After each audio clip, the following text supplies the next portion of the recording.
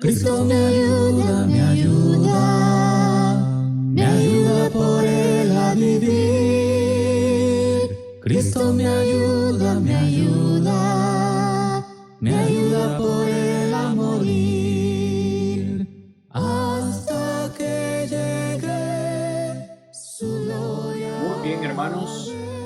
Muy buenos días de nuevo para todos. Good morning again. We're ready for Bible class. We are studying a favorite Bible character in the Bible. And today, we're going to be talking about David. Continuamos, hermanos, hablando en la clase bíblica de los domingos acerca de personajes favoritos de la Biblia, y en esta oportunidad pues nos toca hablar de ese gran hombre que hoy conocemos como David. Espero que esta lección sea pues de provecho para todos nosotros. Recuerden, es una clase, usted puede hacer sus comentarios, puede también hacer sus preguntas que van a enriquecer en gran manera pues esta lección. Remember, this is a Bible class. That means you can raise your hand if you have a comment, a question, something like that. It's very important to make this class very rich in content. Lo primero que vamos a ver, hermanos, pues son algunos datos breves, pero que son importantes de este gran hombre David, cosas que probablemente nosotros quizás las sepamos, a veces las olvidamos, pero que nos ayudan para la lección de hoy. Recordar pues que este hombre David vivió aproximadamente hace unos 3,000 años, pero más importante que eso, me pareció a mí en el desarrollo de esta clase, ver que David es el único, o es el nombre, número 1 en la Biblia. 1140 veces aparece el nombre David en la versión en inglés New King James Version. Y como dato adicional, Jesús, el nombre Jesús es el número 2. El nombre Jesús aparece 981 veces de la misma forma en la New King James Version. Moisés es el tercero, con 851 veces en la misma versión de la Biblia. Entonces, estamos hablando de algo importante. David, el nombre David, se menciona en la Biblia más que Jesús e incluso más que Moisés. Eso nos dice algo.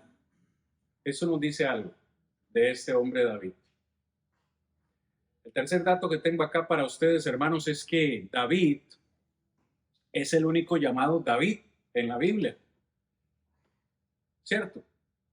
Digo, yo conozco varios Josés en la Biblia. ¿Qué otro nombre se repite en la Biblia? Que ustedes recuerden.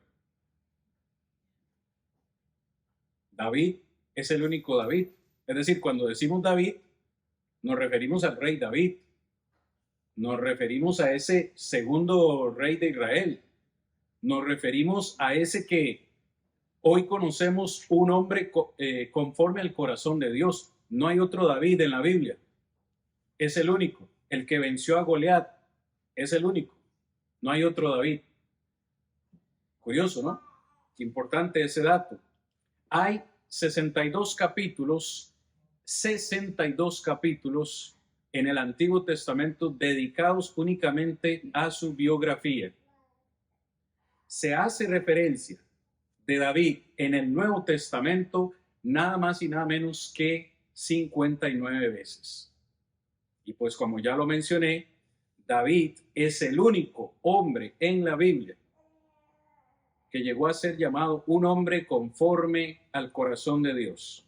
Primera de Samuel, capítulo 13, versículo 14. Un hombre pareciera ser como perfecto, ¿cierto? Uno lee esta descripción, David, un hombre conforme al corazón de Dios, y uno dice, bueno, este es un hombre perfecto, un hombre que nunca se equivocó, un hombre intachable, un hombre, vaya, como ningún otro. Pero cuando analizamos su vida, analizamos su historia, nos damos cuenta que la historia es diferente. David, a man after God's own heart. That's the only, thank you, Brother Josh. That's the only one in the Bible who is called that way. So when we see this man or this description of him, we believe, well, this is probably a perfect man with no mistakes in his life, right? A perfect and righteous man. But when we see his story, that is not the case. Cuando vemos la historia de David, entonces nos damos cuenta que ese no es el caso. David no fue un hombre perfecto. De hecho, cometió varios errores y muy graves en su vida.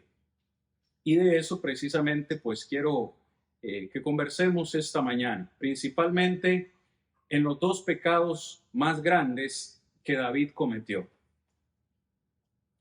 This morning I want to be focused on the two major or two big mistakes or sins in David's life. El primero, podríamos decir, el más conocido.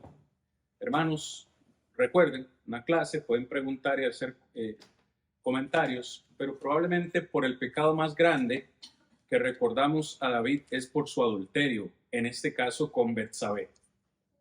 ¿Cierto? Sí, por lo menos yo cuando pienso en David y su pecado o su error más grande, se me viene a la mente el pecado de adulterio con Betsabé, que fue un pecado que si no lo analizamos, fue precedido y seguido por otros pecados. ¿Me entienden? ¿Saben a lo que me refiero? Pensamos en el adulterio de David como el pecado más grande que cometió David. Pero hoy vamos a ver por qué o qué llevó a David a cometer adulterio. Es decir, lo que precedió antes de eso. Y después de ese gran pecado, vamos a ver otro gran pecado que comete después de ese adulterio. El segundo gran pecado de David fue la realización de un censo que demostró su orgullo y falta de confianza en Dios. Rápidamente, David se arrepintió luego de ese pecado, pero muchas personas inocentes murieron a causa de eso. Ustedes tienen las referencias ahí en la presentación, 2 de Samuel 24 y 1 de Crónicas 21. Vamos bien hasta acá, hermanos. Dos grandes pecados, el adulterio con Betsabé y la realización del censo del pueblo de Israel. Muy bien. Vamos entonces a entrar en materia. Por cuestiones de tiempo, obviamente, como siempre, nuestro enemigo, no podemos entrar mucho en detalle, pero vamos a esos pecados en la vida de David que lo llevaron a cometer pecado de adulterio con Betsabé. Yo podría preguntar, ¿qué es lo que en términos generales, hermanos, nos lleva a cometer un pecado? En términos generales. Par de comentarios. What I want you to see with me this morning is, okay, we think that David's biggest mistake is the adultery with Bathsheba, right? But we can see in his story that he showed a lack of few things before that sin. What do you think? Seeing like the big picture was the main thing that take us to commit a sin in our lives. What's the main reasons, or I don't know what the word is, but sometimes. Okay. That's a good one. El hermano dice como confianza o egoísmo, confianza en uno mismo, de pensar que no, estoy bien, yo no voy a cometer ese pecado. That's a good one. What else? Sometimes we feel that we are strong enough, right? Adultery. I am not going to do that in my life. I'm strong enough. I mean, I'm a man of God, right? I'm a preacher. Soy predicador, soy un hombre de Dios. Yo adulterio, jamás voy a cometer adulterio. Ese tipo de arrogancia puede llevarnos a cometer una falta como esa. ¿Qué piensan? ¿Qué más creen ustedes, hermanos, que nos puede llevar a cometer un pecado tan grande como ese? Ya el hermano dijo una buena. No sé si es como nuestra carnalidad, pues. La carnalidad,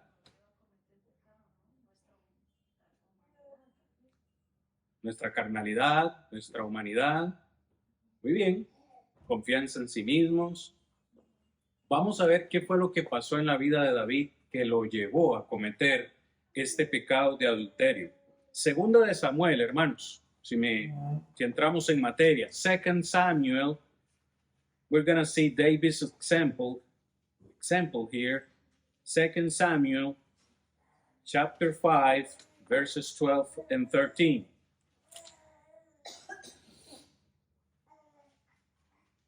Segunda de Samuel 5, versículos 12 y 13. Hermanos, voy a leer desde el 11. Verse 11. También Hiram, rey de Tiro, envió embajadores a David y madera de cedro y carpinteros y canteros para los muros, los cuales edificaron la casa de David. Preste atención. Verso 12. Entendió David que Jehová le había confirmado por rey sobre Israel y que había engrandecido su reino por amor de su pueblo Israel. Y tomó David más concubinas, verso 13, y mujeres de Jerusalén después que vino de Hebrón, y le nacieron más hijos e hijas. ¿Qué podemos ver en este versículo? Subrayo verso 12. A mí me parece importante que veamos las primeras dos palabras. Entendió David. Hubo un momento en su vida en que David entendió la posición de privilegio que Dios le había dado sobre Israel, ser el rey. ¿Qué creen ustedes que eso significaba, hermanos? ¿No significaba esto que tenía que ser un buen ejemplo para el pueblo? Pero ¿qué es lo que hace David inmediatamente después de que es escogido y confirmado por rey? En el verso 13 dice que inmediatamente después, si me permite decirlo de esta forma, tomó David para sí mismo más concubinas y más mujeres de Jerusalén. ¿Pueden ver el pequeño detalle ahí? Nosotros pensaríamos que hubo un tiempo en el que Dios permitió la poligamia, pero esto no es así, hermanos. Yo entiendo que desde el Génesis Dios dijo un hombre y una mujer para toda la vida. Encontramos a David cometiendo, si me permite decirlo de esta forma, un pecado ignorando la ley de Dios. Si usted va a Deuteronomio capítulo 17, vaya conmigo por favor. A Deuteronomio capítulo 17, versículos 17 al 20. Encontramos una vez más la reiteración del mandamiento de Dios. Deuteronomio capítulo 17, versículos 17 al 20. Ni tomará para sí muchas mujeres, para que su corazón no se desvíe, ni plata ni oro amontonará para sí en abundancia. Está hablando acerca de las instrucciones cuando alguien fuese escogido como un rey, si usted mira el contexto. Y en el versículo 17 se dice claramente, no tomará para sí muchas mujeres. ¿Cuál es el propósito de esto? Dice, para que no se desvíe su corazón. Verso 18. Y cuando se siente sobre el trono de su reino, entonces escribirá para sí en un libro una copia de esta ley, del original que está al cuidado de los sacerdotes levitas, y lo tendrá consigo, verso 19. y lo leerá en él todos los días de su vida para que aprenda a temer a Jehová, su Dios, para guardar todas las palabras de esta ley y estos estatutos para ponerlos por obra, para que no se eleve su corazón sobre sus hermanos, ni se aparte del mandamiento a diestra ni a siniestra, a fin de prolongar sus días en su reino, él y sus hijos en medio de Israel. I was reading Deuteronomy 17 through 20. Entonces, esta es una reiteración de las leyes o los mandamientos o instrucciones para un rey. David lo encontramos en 2 de Samuel, capítulo 5, violando esas instrucciones, tomando para sí muchas concubinas, muchas mujeres que al final le dieron más hijos e hijas. Vemos entonces ahí un pecado en su vida no tratado. Pero si usted ve con cuidado el contexto de Deuteronomio que acabo yo de leer, podemos encontrar también que David descuidó en su vida, descuidó el estar pendiente, el estar reflexionando en la ley de Dios o en la palabra de Dios, específicamente versículo 18 y 19 que leí. Dice literalmente que debía escribirlo para sí en un libro, una copia de estas instrucciones, una copia de esta ley. Pero no solamente escribirlo en un libro, dice el verso 19, lo tendrá consigo y lo leerá todos los días de su vida. ¿Qué piensan ustedes, hermanos? ¿Ustedes creen que David se tomó realmente el tiempo para hacer esta tarea? Un hombre conforme al corazón de Dios se tomó la tarea de hacer esto que el Señor le está pidiendo acá. Yo personalmente creo que no. Porque si lo hubiese hecho, no hubiese tomado para sí concubinas y mujeres, que al final lo llevaron a una vida de lujuria o depravación sexual, como vamos a ver en un momento. Pero si se hubiese tomado muy en serio este mandamiento del Señor, como también se nos dice a nosotros en 2 Timoteo 2:15, que con diligencia debemos meditar en la palabra del Señor, quizá la historia hubiese sido diferente. ¿Me sigue? ¿Qué nos lleva a nosotros hoy en día a cometer pecado como este o como cualquier otro? En gran parte, el descuido de reflexionar en la ley o en los mandamientos de Dios. En tercer lugar, voy rápido por cuestiones de tiempo, hermanos, pero si quieren comentar o preguntar algo, con mucho gusto.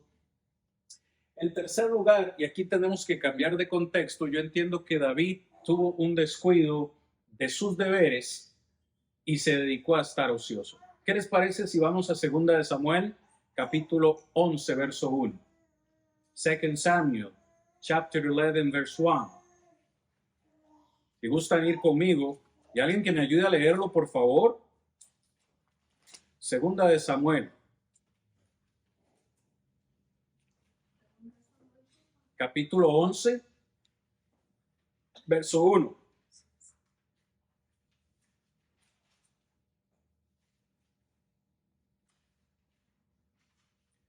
In that text, we find another mistake. You have it in your notes. Lo tienen en sus notas. 2 de Samuel 11:1. 11:1. No, go ahead, brother Josh. It happened in the spring of the year, at the time when kings go out to battle, that David sent Joab and his servants with him, and all of Israel. And they destroyed the people of Ammon and besieged Rabbah, but David remained at Jerusalem. Thank you. Just because you read it, did you see any problem on that verse with David? He didn't go. Él no fue, dice. Él tenía que ir a la batalla. Pero en lugar de ir a la batalla, thank you so much, good answer, by the way. En lugar de ir a la batalla, en lugar de tomarse su tarea, su trabajo como rey en serio, pues en esta ocasión decidió enviar a Joab. y a todos los soldados a la batalla. Uno podría ver ahí que David está descuidando su tarea, su deber como rey y simplemente quiere estar de ocioso. Yo sé, hermanos, que uno puede dejar volar la imaginación y podría poner algunas excusas por ahí. Quizás David estaba enfermo, quizás David se sentía cansado, quizás David se levantó con el pie izquierdo ese día, o simplemente, vaya, quizás dijo, yo soy el rey y puedo hacer lo que quiera y voy a mandar a estos hombres a la guerra, yo me voy a quedar aquí hoy. Pero tan solo esa decisión, fíjense ustedes, hermanos, lo importante de reconocer en nuestras vidas que toda decisión, cada decisión que tomamos en nuestras vidas va a traer consecuencias para bien o para mal. Estoy seguro, y ustedes estarán conmigo de acuerdo, que si David hubiese ido a la guerra, la historia probablemente hubiese sido diferente. Pero en lugar de ir a trabajar, se quedó en la casa. Se quedó ahí, voy a utilizar una palabra, holgazaneando, que en ocasiones no tiene nada de malo. Nosotros diríamos, bueno, unos días libres, un descanso, todo el mundo lo merece. No lo sé. No sé la razón exacta por la cual David se quedó en casa y envió al resto del ejército, pero eso sí que le trajo consecuencias después. De hecho, en el versículo 2 podemos encontrar otra falta de David y es descuidar de mantener sus ojos bajo control. Versículo 2, alguien en español que lo quiera leer. Now, verse 2, in Spanish. Christopher, ¿nos quieres ayudar? Y sucedió un día al caer la tarde que se levantó David de su lecho y se pasaba sobre el terrado de la casa real y vio desde el terrado a una mujer que se estaba bañando, la cual era muy hermosa. Ok. ¿Qué podemos encontrar ahí en el versículo 2? Please tell me what you see in verse 2. Is it a David's problem or Bathsheba's problem? It could have been both. She may have known that he could see her. Maybe she did it on purpose, but he was definitely looking, so definitely him, maybe her too. Dios dice, quizás fue problema de los dos. Cómo se estaba ella bañando en un lugar donde cualquiera la podía ver. Diríamos, fue por ese lado fue problema de ella. Por el lado de David dice, él también vio. Pudo haber apartado la vista o seguir caminando por otro lado. Lo que dice el versículo es que él se paseaba. Ciertamente él estaba en su casa. Se estaba paseando por el terrado de la casa real y por ahí se puso a mirar y vio a aquella mujer en su casa, que también yo digo, bueno, está en su casa, puede hacer lo que quiera en su casa. Tampoco fue que ella se metió en la casa de él, pero estaba en su casa. Así que, ¿a quién culpamos aquí?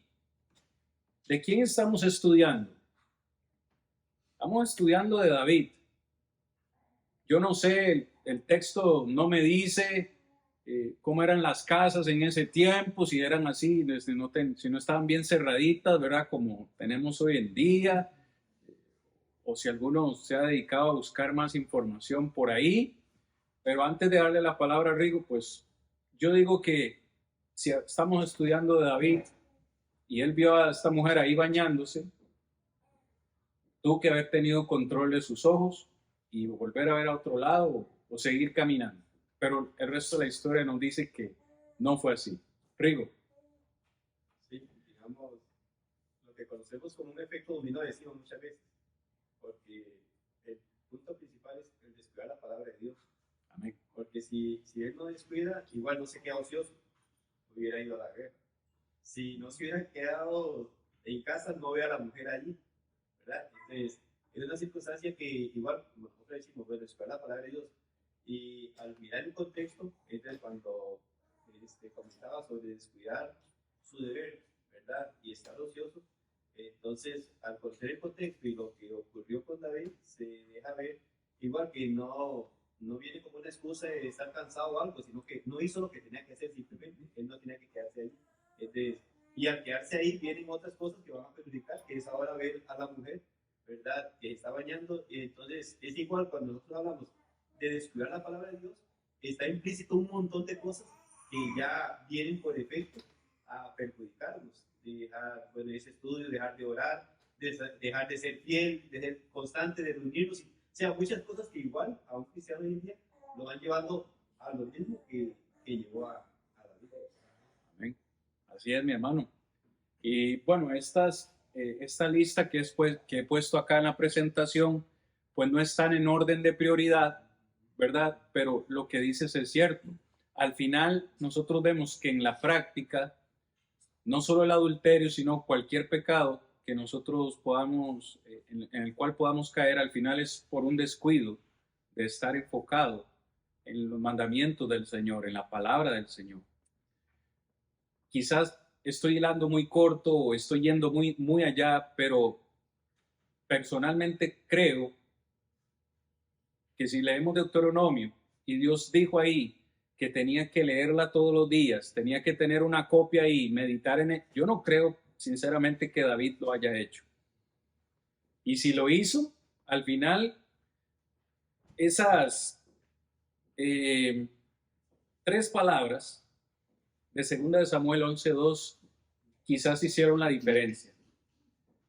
Dice que Betsabé era muy hermosa. Hay muchas mujeres en la Biblia que se describen como hermosas. Hay muchas. Raquel, Rebeca, Esther, se describen como mujeres hermosas. Pero en este caso se nos dice que Betsabé era muy hermosa. Entonces, puede ser que David sí meditaba en esa ley o por ahí la leía, pero en el momento que vio a esa mujer, no pudo voltear la vista, no pudo seguir caminando. Quedó en shock, quedó fascinado y se quedó mirando. Yo pregunto, ¿hay un problema con haberse quedado mirando? Es una pregunta tramposa. Bueno, ¿Había algún problema con quedarse mirando? en ese tiempo no era tan grave, ¿verdad? ¿O sí? Bueno, en términos generales, Sí. Ya estaban las tablas de Moisés que era, no no mirarás. desearás. Por eso estoy... Es que Ok. como que decir, quedarse mirando es más allá de solo mirar, Ajá, ¿verdad? Porque digamos, si la mira y no pasa nada. Pero ya el exacto. quedarse mirando ya vamos allá. Por eso es que yo pongo acá este texto del Nuevo Testamento, ¿verdad? Mateo 5:28. Jesús dice, cualquiera que mira a una mujer para codiciarla, no es solo mirarla. Para dejar de mirar tendría que estar ciego. El punto es para codiciarla. Aparentemente David se quedó mirando con esa intención, con codicia. De hecho, por eso yo hice la pregunta. ¿Había algún problema con mirarla? Pudo haberla mirado y pudo haber visto que era muy hermosa. Pero si hubiese seguido caminando y dijo, bueno, sí está muy hermosa y todo lo demás, pero yo tengo muchas mujeres, muchas concubinas, sigo en lo mío y sigue caminando, no hubiese habido ningún problema. En términos generales lo digo. El problema es que eso no se quedó ahí. No se quedó simplemente en mirar. Y es aquí donde vemos la escala progresiva del pecado, ¿no? No se conformó David con mirarla y ver que estaba hermosa, sino que el versículo 3 dice lo siguiente. Envió David a preguntar por aquella mujer y le dijeron, aquella es Betsabé, hija de Elián, mujer de Orías Eteo. Ok, no conforme con haberla visto, dice, yo necesito saber quién es esa mujer. Ya vemos una intención más ahí. Necesito saber quién es. Envía a preguntar y le traen la noticia. Esta mujer es Betsabé. Y no es soltera. Es mujer, o dicho de otra forma, es esposa de Urías Eteo. Dice tal vez en la intención, porque tenía concubinas. Entonces, tal vez con la intención como decir, bueno, voy a tomar esta como otra concubina. Entonces diríamos, bueno, de lo que se permitía por la situación, pues hasta ahí diríamos, bueno, tenía la intención de traerlo.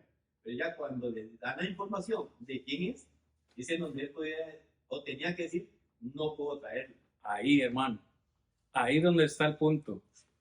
Y a eso iba. Y gracias por el comentario, porque otra vez, enviar a preguntar, digamos que tampoco pudo haber significado un error, porque como dices, ya vemos que era su costumbre tener concubinas, tener mujeres, ya violentando un mandamiento del Señor, pero bueno, envía a preguntar. Cuando a él le traen la respuesta y le dicen, esta mujer es casada, allí en ese momento es donde marcaba el límite que David no debió haber cruzado.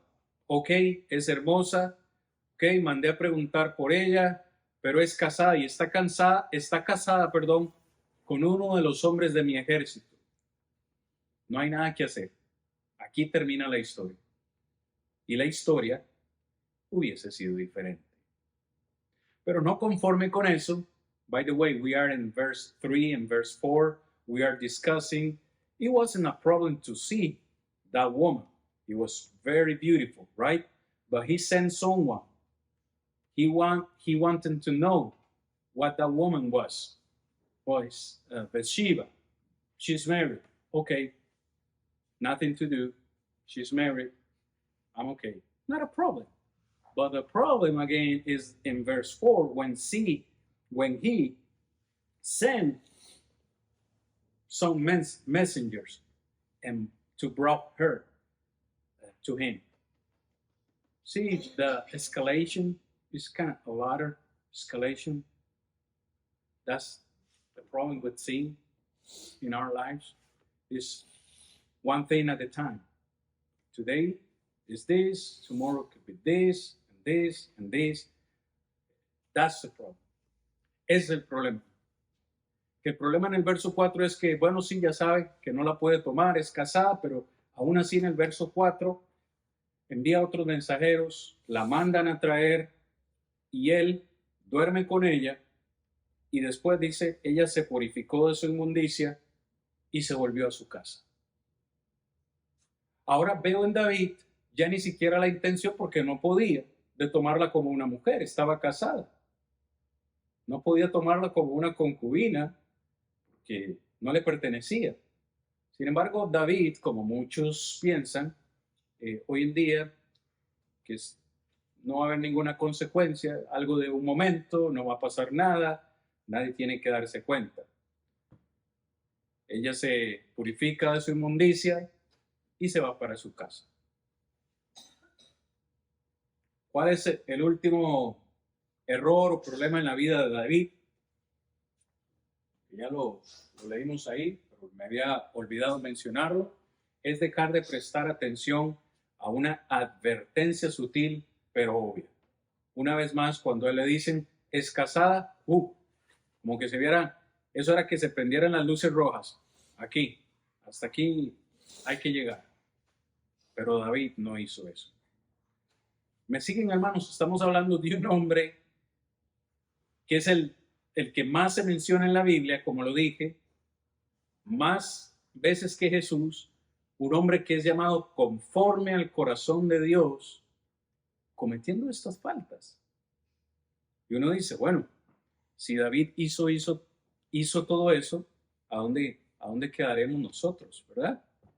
Pero bueno, aprendemos de David para no cometer las mismas faltas o errores. Entonces, aquí es otra lista, sigo con la lista, perdón hermanos. Tomó a la esposa de otro hombre y se acostó con ella, como vimos en el verso 4. Y lo que vemos después de ahí es cómo David trata de encubrir su pecado. Una vez más, yo pienso que David, como muchos dijeron, aquí nadie tiene por qué darse cuenta, esto es algo de un día y ya pasó. Para sorpresa de él, en el versículo 5, concibió la mujer. y quedó embarazada y envió a hacerlo saber a David diciendo, estoy encinta. Yo imagino a David como tocándose la cabeza, ¿verdad? Ahora es ella la que le envía mensajeros. Ya no es él. Él ya pensó que ya eso había quedado atrás. Ahora envía mensajeros y le dice, estoy embarazada. ¿Cómo voy a solucionar este problema? ¿Qué fue lo que hizo David para solucionar el problema? Versos 6 y siguientes, David envía o manda a llamar a Urías. Él dice, muy fácil, voy a mandar a llamar a Urías, que estaba en la guerra, estaba haciendo lo que le correspondía, voy a mandarlo a llamar para que venga otra vez a su casa, se acueste con su esposa y luego él piense que ese niño es de él y no pasa nada. Pero la historia o el plan no le resultó. Este hombre Urías nunca fue a su casa. De hecho, le dijo a David, ¿cómo voy a ir yo a mi casa a descansar, a estar con mi esposa cuando hay otros hombres que están en la batalla? ¿Cómo yo voy a dejarlos atrás? Y tan solo en esa expresión encontramos más responsabilidad en la vida de Urías que en la misma vida de David. Otra vez me imagino a David tocándose la cabeza. Qué hombre este hombre no me quiere ayudar. Aquí no hay de otra. Aquí no hay de otra. Como no le resultó el plan A, recurre al plan B. Asesinó a Urías cuando fracasó su plan de encubrimiento. Envía a asesinar a Urías. Y le dice a su hombre principal, a Joab, póngamelo al frente de la batalla. Quiero que lo aniquilen. Claro que no lo dice de esa forma, ¿verdad? Yo estoy poniendo palabras en él. Pero al final vemos, hermanos, una vez más, cómo escala el pecado. Ahora de adulterio estamos hablando de asesinato. Para cubrir un pecado, comete otro pecado. ¿Y Dios? ¿Dónde está Dios? Diríamos nosotros. ¿Dónde está Dios? Now, it's not just adultery, but he's killing someone, assassinating someone, Bathsheba's husband. And we can ask, where is God in all this situation? Why he's not doing anything or something? Where is God? For sure, he's seeing all the situation. And at the end of the story, we'll see that God is going to give him a reward for his actions. But finally, last mistake here in 2 Samuel chapter 11 verses 26 and 27. Finalmente, hermanos, otra vez uno pensaría que Dios no está observando o que se hace de la vista gorda en toda esta situación, permitiendo que David siga cometiendo y cometiendo y cometiendo errores o pecados. No. Al final, David intentó vivir su vida como si nada hubiese pasado realmente. Otra vez lo encuentro a David diciendo, bueno, ya esa mujer está embarazada, ya he asesinado a su esposo y ahora sí, la vida sigue como si nada hubiese sucedido. ¿Quién quisiera leerme capítulo 11, versos 26 y 27? 2 Samuel 11, 26 and 27.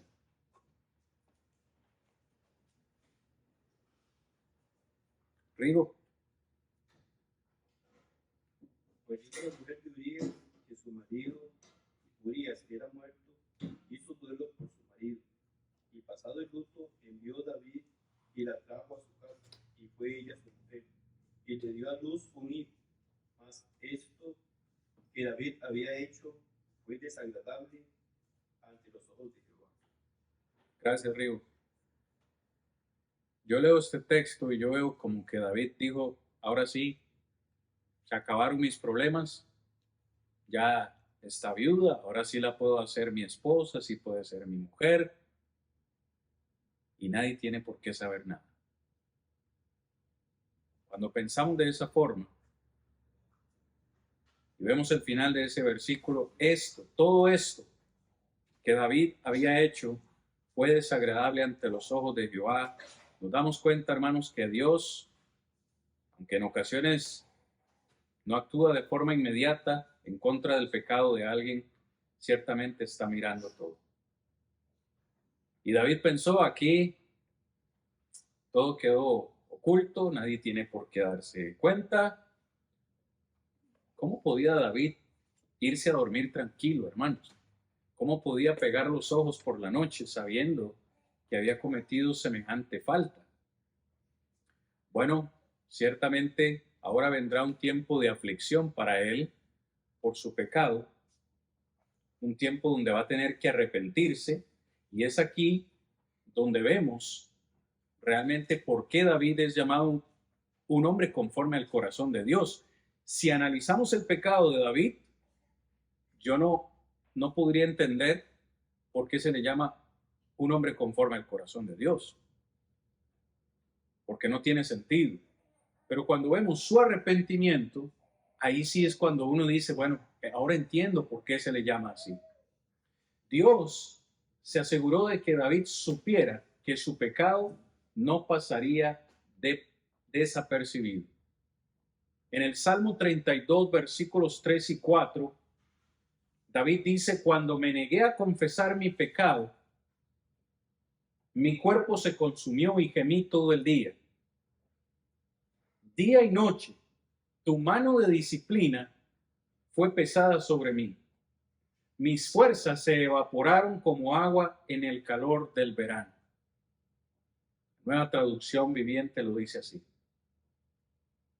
¿Notan ustedes el arrepentimiento y el sufrimiento que experimentó David por su pecado de adulterio? Mi cuerpo se consumió y gemí todo el día. Día y noche, dice David, la mano del Señor le disciplinó con una mano pesada, al punto que dice, mis fuerzas se evaporaron como el agua en el calor del verano. La conciencia de David no estaba tranquila. Y quienes hemos cometido un pecado, y aquí ya no quiero categorizar si adulterio, robo, fornicación, porque los pecados son iguales para Dios. Quienes hemos cometido un pecado y nos arrepentimos, sabemos que la angustia en ocasiones es difícil que se vaya. En ocasiones sabemos que Dios nos ha perdonado, pero nosotros no podemos perdonarnos a nosotros mismos. En especial cuando ha habido consecuencias, porque es un pecado que si me afecta a mí, pues bueno, está bien, pero cuando es un pecado que ha afectado a segundos o a terceros, la carga del pecado, es aún más pesada. Y David se tenía que ir a acostar cada noche sabiendo que le había robado la mujer a alguien, y no solamente eso, sino que lo había asesinado. Difícil, ¿no es cierto, hermanos? Llega la hora de la confrontación. Se me empieza a acabar el tiempo. Es hora de arrepentirse. Ahora sí. Miren ustedes, hermanos, qué pronto somos para juzgar el pecado en la vida de otras personas. Dios va a utilizar en esta ocasión al profeta Natán, a quien envía y le cuenta una historia que yo quiero que la leamos. En 2 de Samuel, capítulo 12, versículos 1 al 4. Cuando David pensaba que todo estaba bien, que nada había pasado, dice el versículo 1. Now, let's see 2 Samuel chapter 12, verses 1 through 4. Jehová envió a Natán a David, y viniendo a él le dijo, había dos hombres, David. Había dos hombres en una ciudad. Uno era rico y el otro era pobre. El rico tenía numerosas ovejas y vacas, pero el pobre no tenía más que una sola corderita que él había comprado y criado, y que había crecido con él y con sus hijos juntamente comiendo de su bocado y bebiendo de su vaso, y durmiendo en su seno, y la tenía como una hija. Y vino uno de camino al hombre rico, y éste no quiso tomar de sus ovejas y de sus vacas para guisar para el caminante que había venido a él, sino que tomó la oveja de aquel hombre pobre y la preparó para aquel que había venido a él. Yo leo esta historia así tal cual la hemos leído. A mí me parece tan obvio el mensaje, porque lo veo hoy, porque lo leo hoy, pero si fuese yo el que estuviese en esa situación, quizás hubiese sido como David. No entendí la ilustración. Porque cuando se le pregunta a David, cuando David escucha la historia, dice que la ira de David se despertó y sentenció al hombre a muerte y le hizo pagar una restitución cuádruple. Véalo ahí, por favor, en el verso 5 y 6. Verses 5 and 6. Entonces se encendió el furor de David en gran manera contra aquel hombre y dijo a Natán: vive Jehová, que el que hizo tal cosa es digno de muerte. Está dictando su propia sentencia. Y no solo eso, debe pagar la cordera con 4 tantos, porque hizo tal cosa y no tuvo misericordia.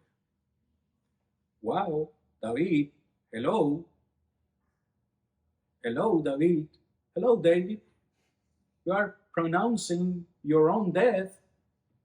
Hey, hello, verse 7. Entonces dijo Natán a David: tú eres aquel hombre. Así ha dicho Jehová, Dios de Israel. Dios no había pronunciado sentencia, la sentencia se la pronunció el mismo David. Yo te ungí por rey sobre Israel y te libré de la mano de Saúl. Y te di la casa de tu señor y las mujeres de tu señor en tu seno. Además te di la casa de Israel y de Judá. Y si esto fuera poco, te habría añadido mucho más. ¿Por qué pues? Vean de nuevo, hermanos, lo que hablábamos hace un momento. Versículo 9, ahí está la clave. ¿Lo ven ustedes en el verso 9? Vean lo que dice Dios. ¿Por qué tuviste en poco la palabra de Jehová? Ahí está. Dios no le dice por qué asesinó. Dios no le dice por qué adulteró. No, el pecado más grande o el error más grande fue su descuido de la palabra. Dice: ¿por qué tuviste en poco la palabra de Jehová, haciendo lo malo ante sus ojos? A Urías Heteo heriste a espada y tomaste por mujer a su mujer, y a él mataste con espada de los hijos de Amón. Verso 10. Por lo cual ahora no se apartará jamás de tu casa la espada. Consecuencia número 1. Aquí lo tengo, hermanos, en la presentación. Cuatro consecuencias de su pecado. Número 1, no se apartará jamás la espada de tu casa, por cuanto menospreciaste y tomaste la mujer de Urías Heteo para que fuese tu mujer. Verso 11. Y aquí yo haré levantar el mal sobre ti de tu misma casa. Ahí está la segunda consecuencia. Tomaré tus mujeres delante de tus ojos y las daré a tu prójimo, el cual yacerá con tus mujeres a la vista del Seol. Esa es la tercera consecuencia. Verso 13. Dijo David a Natán, pequé contra Jehová. Y Natán dijo a David: también Jehová ha remitido tu pecado, no morirás. Pero el verso 14 dice: mas por cuanto con este asunto hiciste blasfemar a los enemigos de Jehová, el hijo que te ha nacido ciertamente morirá. Cuarta consecuencia, su hijo moriría. Aquí pues no me quiero poner con ustedes a conversar o a debatir si el hijo tenía la culpa o no tenía la culpa, que el que debió haber muerto era David y no el hijo, y esto y lo otro. Así lo determinó el Señor. Sus causas, sus razones tenía, pero David, al final, hermanos, vemos que se arrepiente, ayuna, por 7 días, salvarle la vida al hijo, nada de eso iba a cambiar lo que ya estaba determinado. Para ir finalizando, en la vida de David vemos las características genuinas de un verdadero arrepentimiento. David dice en el Salmo 51:10,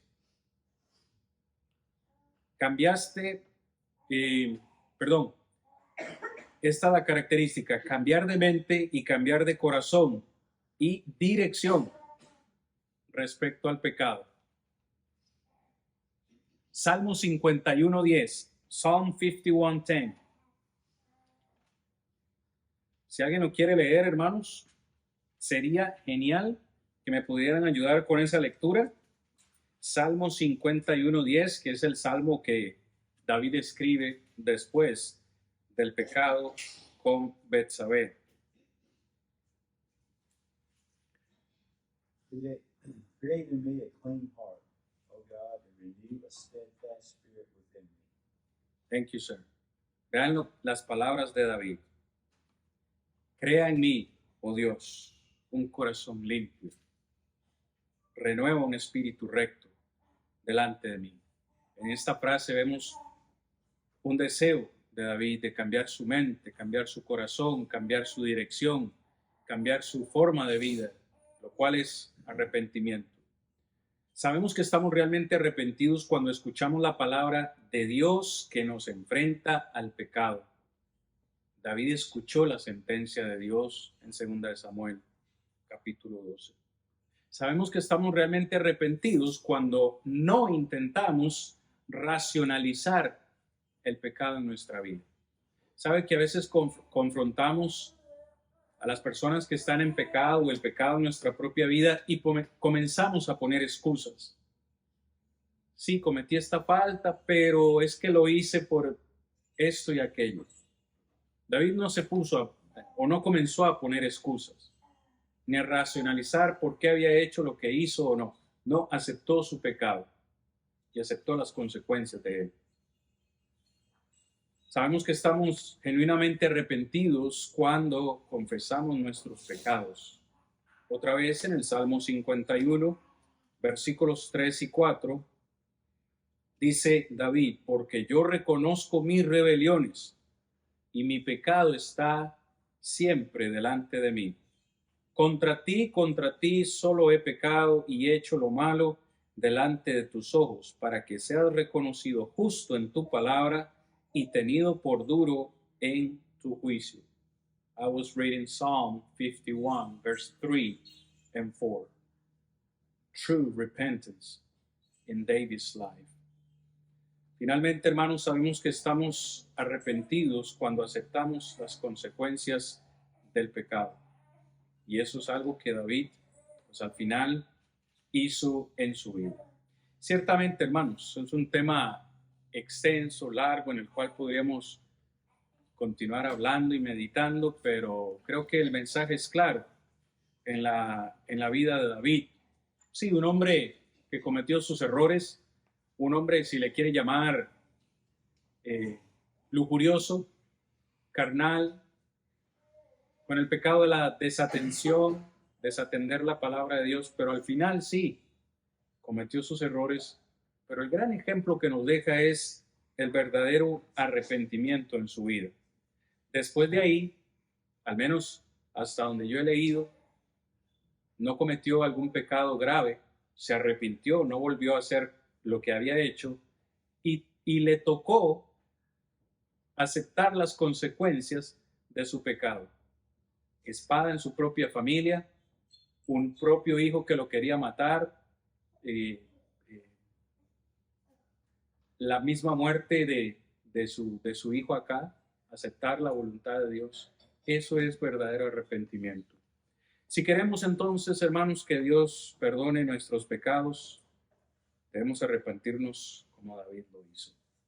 Al arrepentirnos, pues nosotros también seremos hombres y mujeres conforme al corazón de Dios. Y esa es prácticamente la enseñanza. Yo quiero ser un hombre conforme al corazón de Dios. Entonces me veo al espejo y no me veo tan santo. Entonces analizo mi vida y no me veo tan genial, porque cometo una serie de errores en mi vida. Entonces digo, no puedo ser como él. Pero si me arrepiento genuinamente y me propongo cambiar, seremos hombres y mujeres conforme al corazón de Dios. ¿Preguntas o comentarios para terminar la lección de hoy, hermanos? No. Todo está claro. No questions, no comments. Everything is clear. No doubt. Me ayuda por él a vivir. Cristo me ayuda, me ayuda.